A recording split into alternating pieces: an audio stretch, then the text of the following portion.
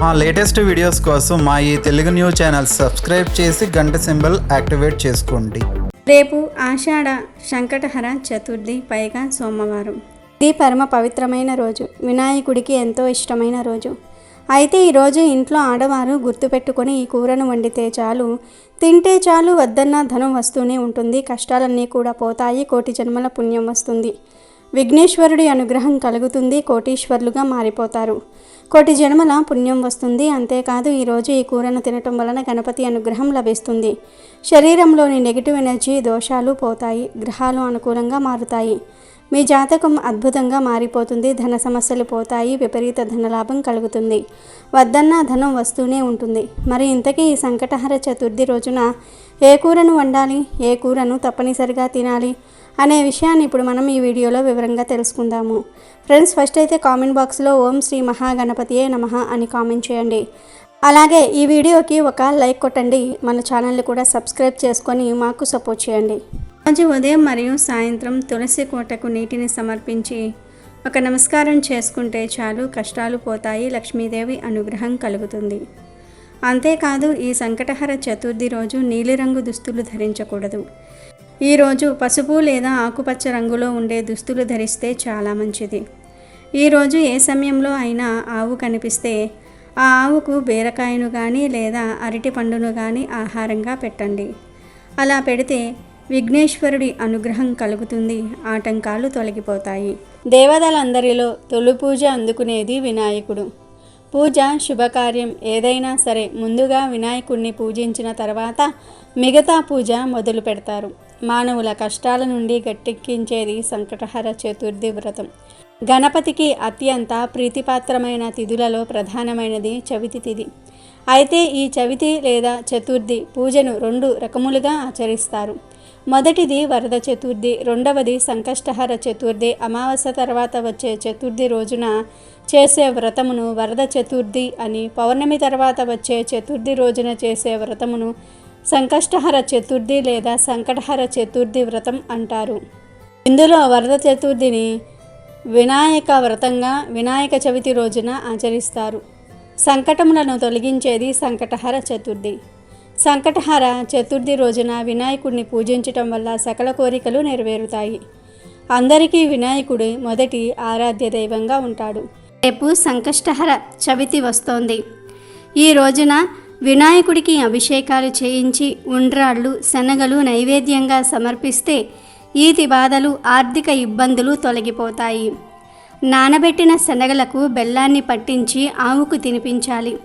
విఘ్నేశ్వరుడికి గరిక అంటే ఎంతో ఇష్టం, అందుకే ఈరోజు గణపతి విగ్రహాల ముందు, ఫోటో ముందు గరిక పెట్టాలి. సంకటహర చతుర్థి రోజున గరికను సమర్పిస్తే చేపట్టిన పనులు దిగ్విజయంగా పూర్తవుతాయి.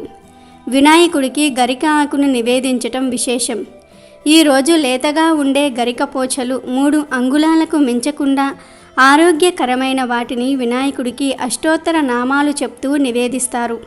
ఈరోజు సింపుల్గా పూజ చేసుకున్నా చాలా మంచి ఫలితం వస్తుంది. ఈ సంకటహర చతుర్థి రోజు గణపతికి అభిషేకాలు చేస్తే చాలా మంచిది.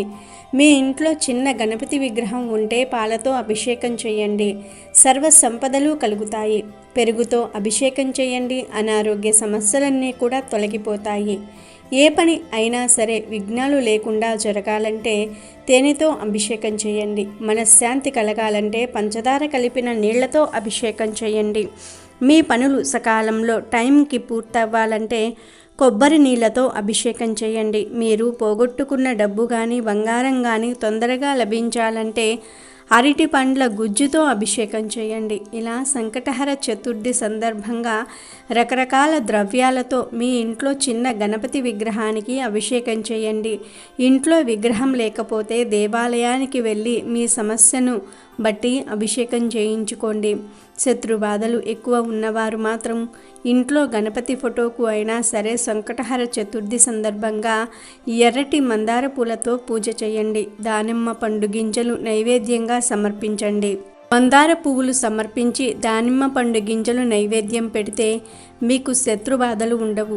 తొందరగా భూమి కొనుక్కోవాలన్నా, ఇల్లు కట్టుకోవాలన్నా, స్థిరాస్తి కొనుక్కోవాలన్నా, రియల్ ఎస్టేట్లో సక్సెస్ అయి కోట్లకు పడగలెత్తాలన్నా గణపతికి జిల్లేడు పూలు సమర్పించి వెలగపండు నైవేద్యంగా పెట్టండి. ఈ సంకటహర చతుర్థి రోజు గణపతికి జిల్లేడు పూలు సమర్పించి వెలగపండు నైవేద్యంగా పెడితే విపరీతంగా భూములు కొనే యోగం వస్తుంది. ఎకరాల కొద్దీ భూములు కొనే యోగం వస్తుంది. గృహాలు కొనే యోగం వస్తుంది. రియల్ ఎస్టేట్లో సక్సెస్ అవుతారు. ఈరోజు గణపతిని పూజించాలి. పూజ చేసే సమయంలో మాత్రం ఎర్రటి పుష్పాలతో కుంకుమ కలిపిన అక్షింతలతో పూజ చేయండి. విశేషంగా గణపతి అనుగ్రహం కలుగుతుంది. ఇక ఎంతో పవిత్రమైన ఈ సంకటహర చతుర్థి రోజున ఇంట్లోని ఆడవారు బీరకాయ కూరను వండాలి. అందరూ ఈరోజు బీరకాయ కూరను తినాలి. అలా తినటం వలన లక్ష్మీదేవి అనుగ్రహం కలుగుతుంది. వినాయకుడి అనుగ్రహం కలుగుతుంది. వద్దన్నా ధనం వస్తూనే ఉంటుంది. ఇలా ఈ సంకటహర చతుర్థి రోజు బీరకాయ కూర తింటే చక్కటి ఆరోగ్యం లభిస్తుంది. అష్టైశ్వర్యాలు లభిస్తాయి. కష్టాలన్నీ కూడా పోతాయి. ధన సమస్యలు పోతాయి. ధన లాభం కలుగుతుంది. కనుక ఈరోజు ఇంట్లో ఆడవారు బీరకాయ కూరను వండండి. అందరూ ఈరోజు బీరకాయ కూరని తినండి. అలా తినటం వలన చక్కటి ఆరోగ్యం లభిస్తుంది. ఈరోజు బీరకాయను కూర రూపంలో తిన్నా, లేదా ఫ్రై రూపంలో తిన్నా, లేదా బీరకాయ బజ్జీల రూపంలో తిన్నా, లేదా పచ్చడి చేసుకుని తిన్నా, లేదా పప్పులో వేసుకుని తిన్నా కోటి జన్మల పుణ్యం కలిగి మీరు కోటీశ్వర్లుగా మారిపోతారు. జాతక దోషాలు పోతాయి. మీ జాతకం అద్భుతంగా మారిపోతుంది. ధన సమస్యలన్నీ కూడా పోతాయి. విపరీత ధనలాభం కలుగుతుంది. వద్దన్న ధనం వస్తూనే ఉంటుంది. సంకటహర చతుర్థి రోజు ఈ కూర తినటం వలన గ్రహాలు అనుకూలంగా మారుతాయి. కాబట్టి తప్పనిసరిగా ఈరోజు అందరూ కూడా బీరకాయ కూరను వండుకొని తిని శుభ ఫలితాలను పొందండి. ఇక ఈరోజు పొరపాటున కూడా నాన్ వెజ్ తినకూడదు. నాన్ వెజ్ అంటే గుడ్లు, మాంసము, చేపలు, పీతలు, రొయ్యలు, నత్తలు ఇవేమీ కూడా తినకూడదు. ఈరోజు ఎట్టి పరిస్థితుల్లోనూ కూడా నాన్ వెజ్ తినకూడదు. ఇంట్లో వండుకొని అయినా, లేదా బయట నుండి తెచ్చుకొని అయినా సరే ఏ విధంగా కూడా నాన్ వెజ్ తినకూడదు. కాదని తింటే లక్ష్మీదేవి ఆగ్రహానికి గురి అవుతూ ఉంటారు. దరిద్రం పట్టి పీడిస్తుంది.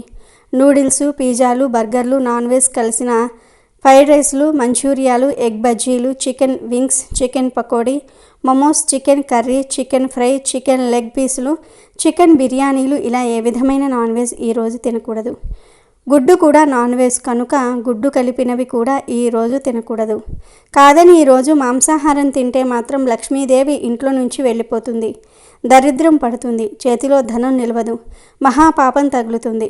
కాబట్టి అందరూ ఈ సంకటహర చతుర్థి రోజు ఈ కూరలను తినకుండా ఈ ఆహార నియమాలను పాటించండి.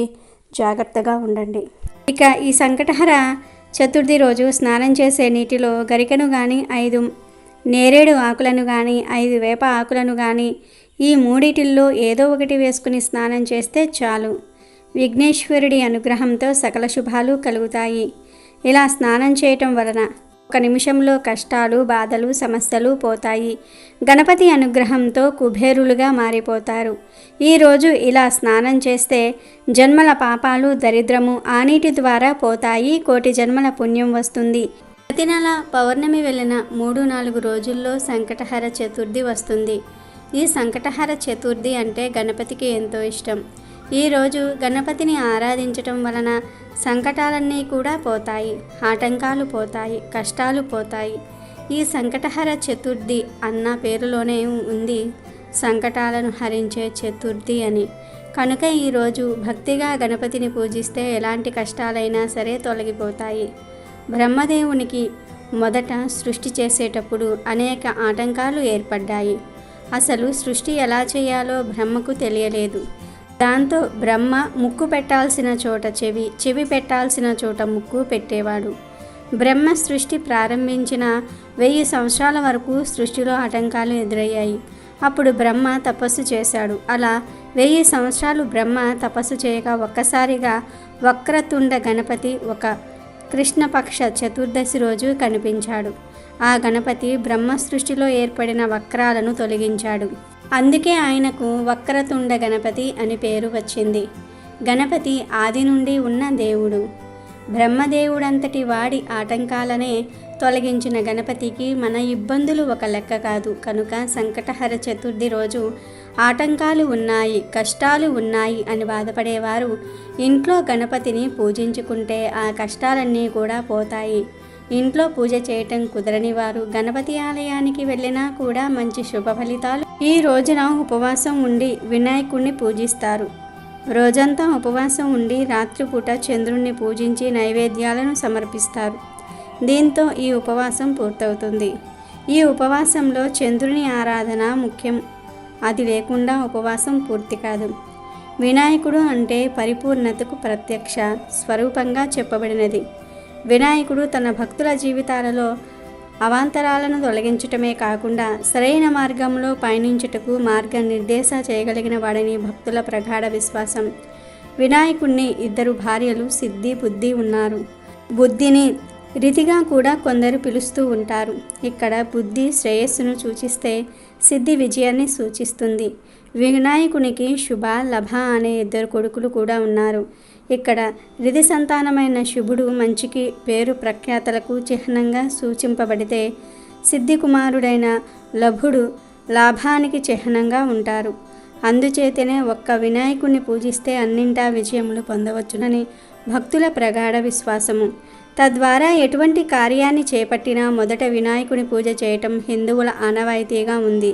తద్వారా ఎటువంటి ఆటంకములు లేకుండా పనులు పూర్తవుతాయని భక్తుల నమ్మకం.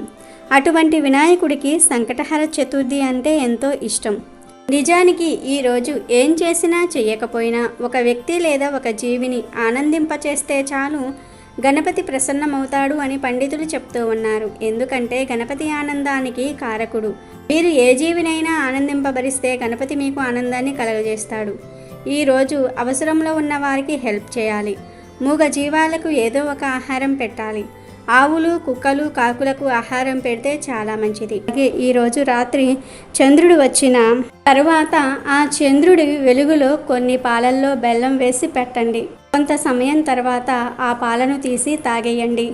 ఇలా సంకటహర చతుర్థి రోజు రాత్రి సమయంలో పాలతో ఇలా చేసి తాగితే సకల ఐశ్వర్యాలు సిద్ధిస్తాయి.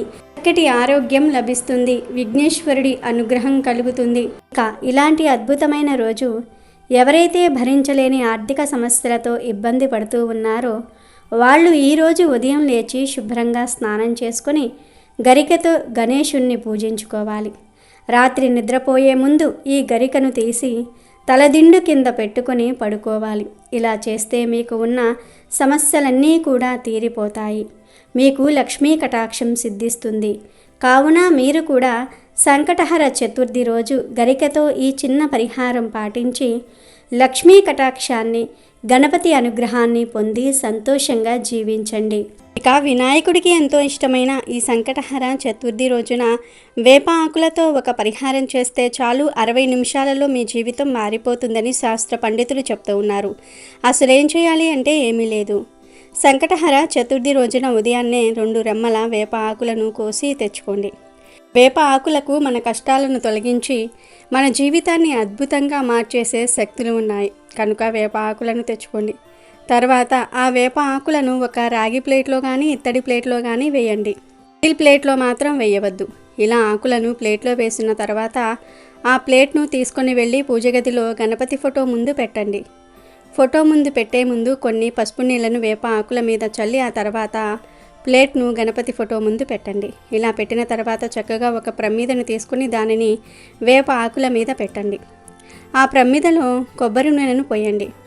ఆ తర్వాత 3 లేదా 5 వత్తులు వేసి దీపం వెలిగించండి. ఇలా వెలిగించిన దీపానికి పసుపు, కుంకుమ, అక్షింతలు సమర్పించండి. ఇలా ఎవరైతే ఈరోజు వినాయకుడి ఫోటో ముందు వేప ఆకుల మీద దీపాన్ని పెడతారో వారి ఇంట్లో 60 నిమిషాల్లో అద్భుతం జరుగుతుంది. కష్టాలన్నీ కూడా పోతాయి. ప్రతి సంకటహర చతుర్థి రోజు ఇలా వేప ఆకుల మీద దీపం పెడితే నెమ్మదిగా ధన సమస్యలు పోతాయి, డబ్బు వస్తుంది. మీరు కలకాలం ఆనందంగా ఐశ్వర్యంతో జీవిస్తారు. అదేవిధంగా సంకటహర చతుర్థి రోజున 2 వేప కొమ్మలను తెచ్చుకొని ఆ కొమ్మలను మీ మెయిన్ డోర్కి 2 వైపులా కట్టండి. ఇలా కట్టడం వలన దుష్ట పీడలు, నెగిటివ్ ఎనర్జీ ప్రభావము మీ ఇంటి మీద పడదు. అదృష్టం బాగా కలిసి వస్తుంది.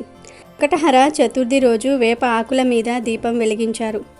ఆ ఆకులను మరునాడు పూజగది నుండి తొలగించి ఏదైనా వేప చెట్టు మొదట్లో పడేయాల్సి ఉంటుంది.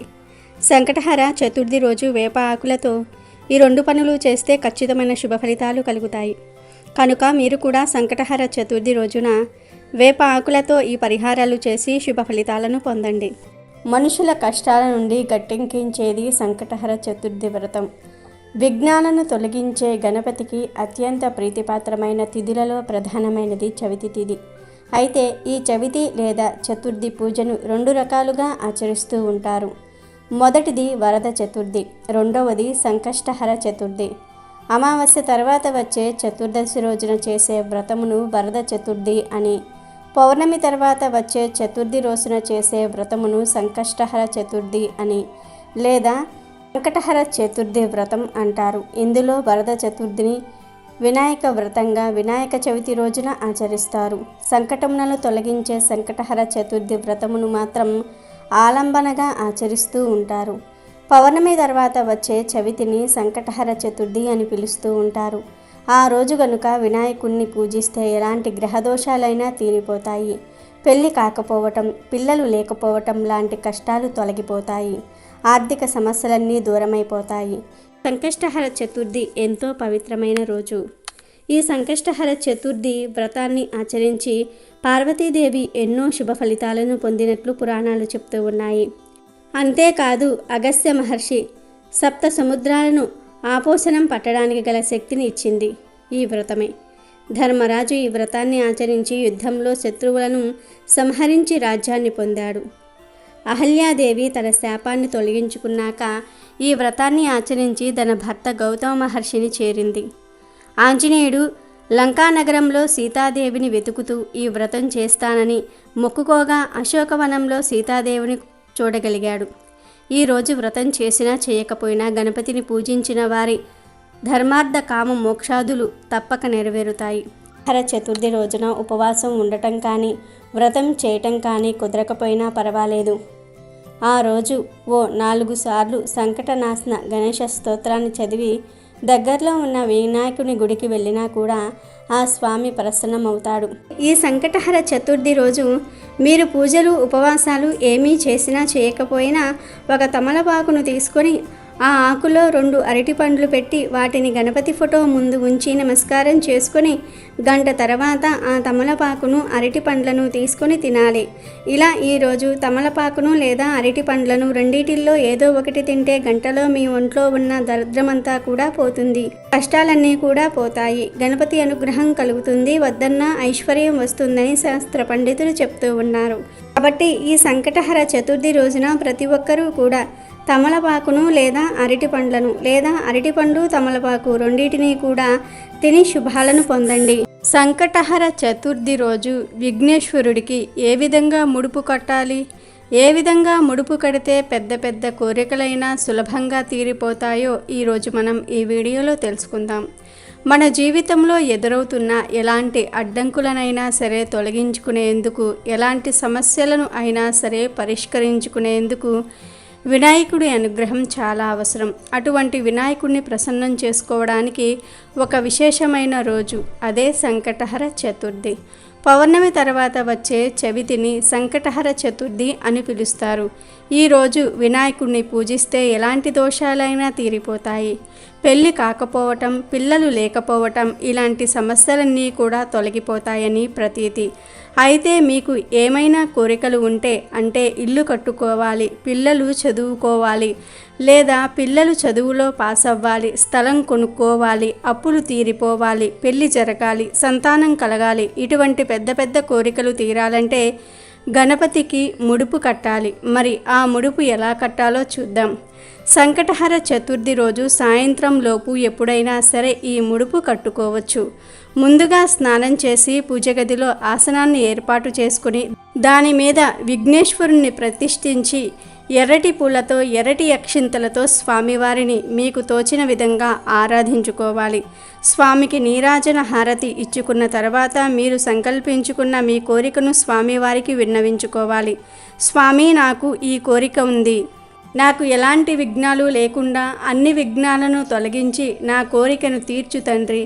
నీకు ముడుపు కడుతున్నాను, నా కోరికను తీర్చే బాధ్యత నీదే అని చెప్పుకుని స్వామి ముందు ఒక పసుపు రంగు వస్త్రం పరిచి దానికి కార్నర్స్లో 4 వైపులా కూడా పసుపు కుంకుమతో బొట్లు పెట్టుకోవాలి. ఇప్పుడు ఈ వస్త్రంలో మీరు మీ స్తోమతను బట్టి కొన్ని బియ్యాన్ని వెయ్యాలి. 1 సేరుంపావు బియ్యం వేస్తే సరిపోతుంది. ఈ బియ్యంలో 2 రూపాయి కాయిన్స్ వేయాలి. అలాగే 5 వక్కలు, 1 పసుపు కొమ్ము వేయాలి. పసుపు కుంకుమలు జాకెట్ ముక్కకు చివరన మాత్రమే రాయాలి. బియ్యంలో వేయకూడదు, ఎందుకంటే తడి తగిలితే బియ్యం పాడైపోతాయి. ఇప్పుడు ఈ వస్త్రాన్ని మూట కట్టండి. ఈ మూటను స్వామికి ఎదురుగా పెట్టి ఈ మూటకు కూడా అక్షింతలు, పువ్వులు సమర్పించి పూజించాలి. ఆ తర్వాత స్వామి, ఇదిగో నా కోరికను ముడుపు కొడుతున్నాను, నీ ముందు పెడుతున్నాను, నువ్వు స్వీకరించి నా కోరిక తీర్చు తండ్రి అని చెప్పి నమస్కారం చేసుకోవాలి. ఆ తర్వాత ఈ ముడుపును చక్కగా ఒక కవర్లో పెట్టి అంటు తగలకుండా ఉండే చోట, మైలు తగలకుండా ఉండే చోట జాగ్రత్తగా ఉంచుకోవాలి. ఈ మూట చుట్టూ చీమలు పట్టకుండా చీమల మందు చల్లితే మంచిది. సంకటహర చతుర్థి రోజు ఇలా ముడుపు కట్టుకోవాలి. మీ కోరిక ఎప్పుడైతే నెరవేరుతుందో అప్పుడు ఈ ముడుపులోని బియ్యంతో కుడుములు వండి అందరికీ పంచిపెట్టాలి. 1 కుడుమును మాత్రమే మీరు స్వీకరించాలి, మిగిలిన అన్నీ పంచిపెట్టేయాలి. ఇంట్లో వండటం కుదరని వారు దేవాలయంలో ఈ బియ్యాన్ని ఇచ్చి డబ్బులు కట్టి కుడుములు చేసి పంచిపెట్టమని చెప్పండి. లేదా ఇంటి దగ్గర ఈ బియ్యంతో కుడుములు చేసి దేవాలయంలో స్వామివారికి సమర్పించవచ్చు. ఇలా ముడుపు కడితే ఎలాంటి కోరిక అయినా సరే తీరిపోతుంది. ఒకానొక నాడు ఇంద్రుడు తన విమానంలో భృగుడి అనే ఒక వినాయకుడికి గొప్ప భక్తుడు అయిన ఋషి దగ్గర నుంచి ఇంద్రలోకానికి తిరిగి వెళ్తూ ఉండగా షర్సేన అనే రాజు రాజ్యం దాటే సమయంలో అనేక పాపములు చేసిన ఒక వ్యక్తి ఆకాశంలో పయనించే ఆ విమానం వైపు దృష్టి సాగించారు. అతడు దృష్టి సోకగానే ఆ విమానం చటుక్కున భూమిపై అర్ధాంతరంగా ఆగిపోవటం జరిగింది. ఆ ఇంద్ర విమానం అద్భుతమైన వెలుక్కి ఆశ్చర్యచకితుడైన ఆ దేశపు రాజు సురసేనుడు గబగబా బయటకు వచ్చి ఆ అద్భుతాన్ని ఆశ్చర్యం చెందుతూ ఆలకించసాగాడు. ఇక్కడ ఇంద్రుని చూసి ఎంతో సంతోషానికి లోనైన మహారాజు ఆనందంతో నమస్కరించారు. ఇంద్రునితో అక్కడ విమానం ఎందుకు ఆపినాడో కారణం అడిగాడు. అప్పుడు ఇంద్రుడు, ఓ రాజా, మీ రాజ్యంలో పాపాలు అధికంగా చేసిన ఒక వ్యక్తి ఎవరిదో దృష్టి సోకి విమానం మార్గమధ్యంలో అంతరార్థంగా ఆగింది అని చెప్పాడు. అప్పుడు ఆ రాజు, అయ్యా, మరి మళ్ళీ ఆగిపోయిన ఈ విమానం ఎలా బయలుదేరుతుంది అని అడిగాడు వినయంగా. అప్పుడు ఇంద్రుడు, ఇవాళ పంచమి, నిన్న చతుర్థి. నిన్నటి రోజున ఎవరైతే ఉపవాసం చేశారో వారి పుణ్యఫలాన్ని నాకిస్తే నా విమానం తిరిగి బయలుదేరుతుంది అని చెప్పాడు. సైనికులంతా కలిసి రాజ్యమంతా కూడా తిరిగారు.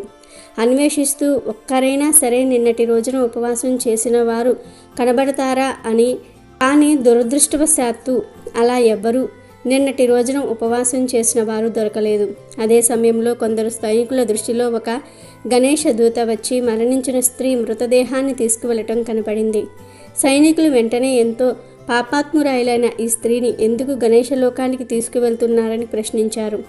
దానికి గణేశ దూత, నిన్నంతా కూడా ఈ స్త్రీ ఉపవాసం ఉంది, తెలియకుండానే ఏమీ తినలేదు, చంద్రోదయం అయిన తర్వాత లేచి కొంత తిన్నది, రాత్రంతా నిద్రించి సూర్యోదయ సమయాన నిద్రలేచి కొంత తినటం వల్ల ఆమెకు తెలియకుండానే సంకష్టహర చతుర్థి వ్రతం చేసింది, ఈరోజు మరణించింది అని చెప్పాడు. అంతేకాక ఎవరైనా తమ జీవితాలలో ఒక్కసారైనా సరే ఈ వ్రతం చేస్తే వారు గణేష లోకానికి కానీ స్వనంద లోకానికి కానీ చేరుకోవటం మరణం అనంతరం తథ్యం అని చెప్పాడు. గణేష్ను దూతని అప్పుడు సైనికులు ఎంతో బ్రతిమలాడారు. ఆ స్త్రీ మృతదేహాన్ని తమకిమ్మని, అలా చేస్తే విమానం తిరిగి బయలుదేరుతుందని ఎంతో చెప్పారు. ఆమె పుణ్యఫలాన్ని వారికివ్వడానికి గణేషుని దూత అంగీకరించలే లేదు. ఆమె దేహం మించి వీచిన గాలి ఆ విమానం ఆగిపోయిన చోట చేరి విస్ఫోటనం కలిగించింది. మృతదేహం పుణ్యఫలం పొందినది కావటం వలన ఆ దేహాన్ని తాకిన గాలి సైతం పుణ్యం పొందింది. దాని వలన ఇంద్రుని విమానం బయలుదేరింది. ఈ కథ సంకష్టహర చవితి ప్రాముఖ్యత, ఆధ్యాత్మిక విలువలతో పాటు సంకష్ట చవితి ఉపవాసం మొదలైన విషయాలు తెలుపుతున్నది. వినాయకుడిని భక్తులందరినీ దృష్టిలోనూ ఈ వ్రతం చేయటం వలన చాలా పుణ్యం పొందుతారని భావన. ఈ వ్రత మహత్యం వలన ఈ వ్రతం ఆచరించిన వారు ఎవరైనా గణేశుణ్ణి లోకానికి లేదా స్వనంద లోకానికి చేరుతారని, అక్కడ భగవంతుని ఆశీస్సుల వల్ల ఎంతో ఆనందాన్ని అనుభవిస్తారని అంటూ ఉంటారు. వీడియో నచ్చితే లైక్ చేయండి, షేర్ చేయండి, బట్ సబ్స్క్రైబ్ చేసుకోవడం మర్చిపోవద్దు.